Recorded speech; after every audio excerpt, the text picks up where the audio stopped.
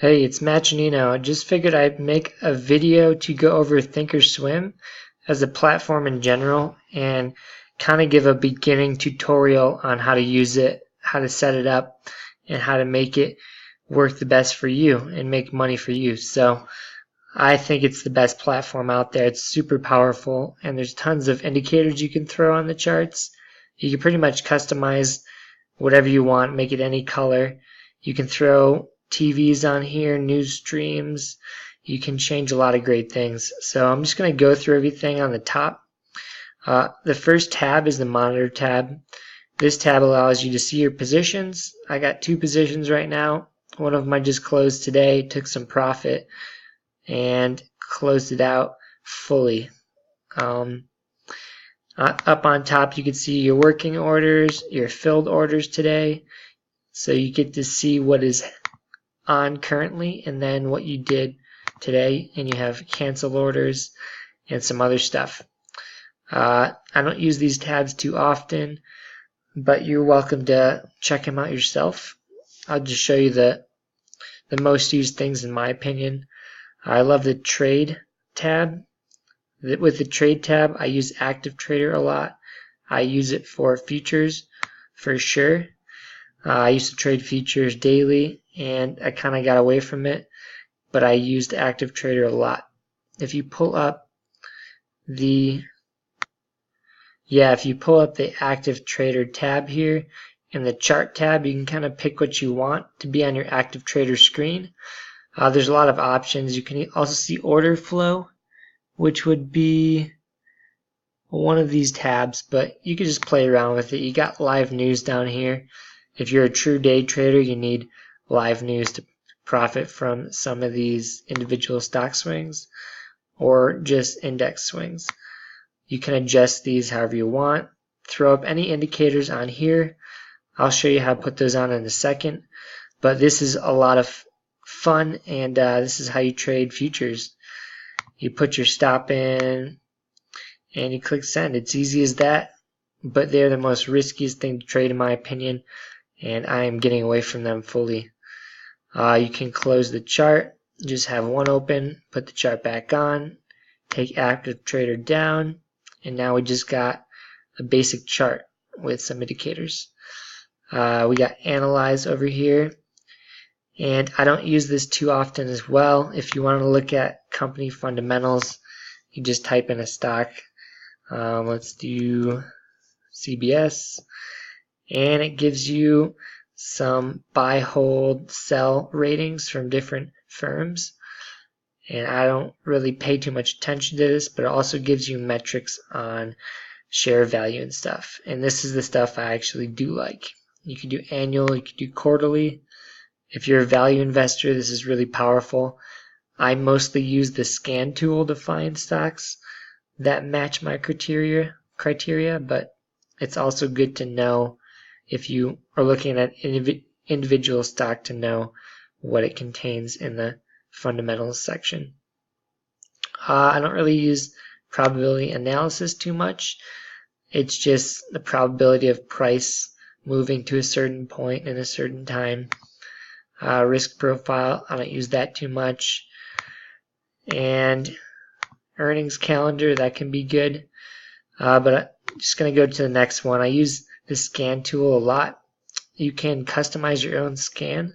So if you want to look for stocks with a, let's say EPS, let's say a market cap, because usually if you want to search for a stock, you want it in a higher market cap. It's more liquid and it usually is traded more. So you can scan stock with a high market cap and a volume that is high as well. Those are 2 criteria I like to have in my scans. And then you can throw up either a fundamental filter or a study filter. A study filter could be something that has a large RSI. So I could put up RSI scan, and a reading above 70 is overbought. So I'm going to check out all the overbought stocks in the market. And what I do from here is I'll pick one, Advanced Auto Parts, and check it out on the chart. So my scanner's telling me it's overbought. It's got high volume, and it's in a high market cap range. So this is a stock I would like to trade, and depending on how you scan things, you can find something to fit your criteria and profit from that. Market Watch I do not use.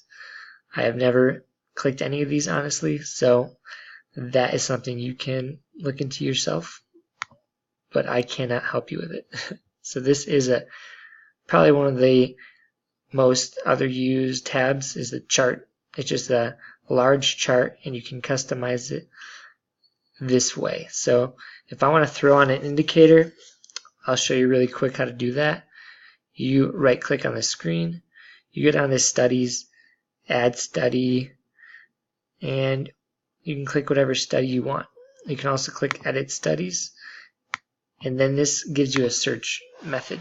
So I'm going to go with a Bollinger Band study, and that gets thrown up on the price. So the price is the price chart up here. It doesn't make any sense to put it anywhere else because you can't, it doesn't really help you in the volume chart. And then the lower would be if you wanted a different indicator or study on there. So I like the MACD. So the MACD goes on the lower itself. If you apply it, boom, you just put on your first two studies. And you can figure out which ones you like, which ones you don't like, and you can change the colors. It's not too hard. You just come on in here and you mess around with the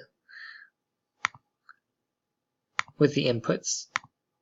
So we got too many red lines. Let's go with green. So we got a nice pretty green line. You could make it dotted, you can make it solid, thicker. This is fully customizable. This is why I just love this platform. It's really easy to look at, really easy to manipulate, and it's a great platform. You can remove them pretty easily just like that. You can see earnings coming up, and you can see the forecast and dividends as well. So earnings estimate was this, and the actual was that. So it tells you if they missed it or if they hit it. And if you can kind of get the pattern of what happens each quarter.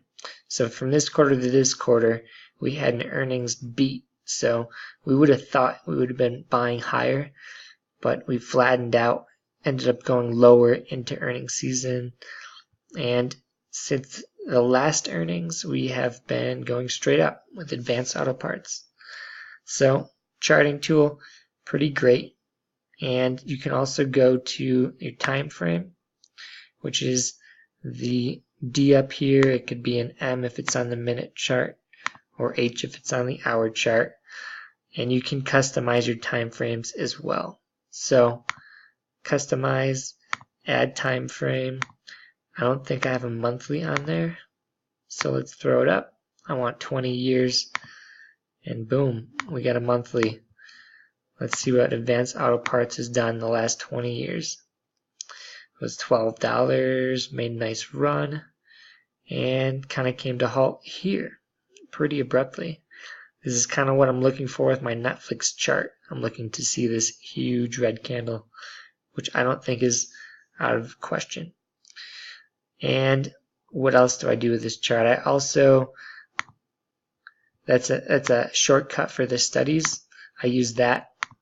You can come into the inputs of the actual chart, and here you can mess around with anything, and this is how you affect what you're looking at. And you could turn off after hours, turn on after hours, and this is one of my other favorite things, is the drawings. So if you can read patterns well, you can draw trend lines, and it's much easier to trade when you can see them and draw them on there, and it helps looking at them visually. So you can draw boxes. Let's see if I could find a good box pattern. not really. I'm gonna have to. Oh, no, that's the zoom. That's alright though. But the drawings are very useful. I like the Fibonacci retracements. So let's try to predict where advanced auto parts could go. So I go from the bottom to the top. I'm kind of throwing everything at you, but showing you how it all works. We can go into more depth on what each drawing is and how it's useful, but Fibonacci retracements are one of the best tools to trade from. Yeah, we can go into that another day, but that's how you put it on there. And we went over studies and patterns. You can put them on, take them off. And I don't use tools that often. It's mostly videos, trade feeds. If you want to subscribe to somebody's, you can learn in classes. And it's useful if you're trying to learn and meet people. But I don't use it, honestly. And then the education tab, self-explanatory. If you want to learn how to trade different options, different futures, you could take courses. I roughly took a couple of them. I wouldn't recommend them though. That is a rough overview of Thinkorswim. I went through it pretty quickly, but I'm going to make some more videos to go in depth on each tab. Well, let me know if you have any questions, and if you like this, hit the subscribe button. I'm going to be putting lots of videos like this out in the future. Thank you. Peace.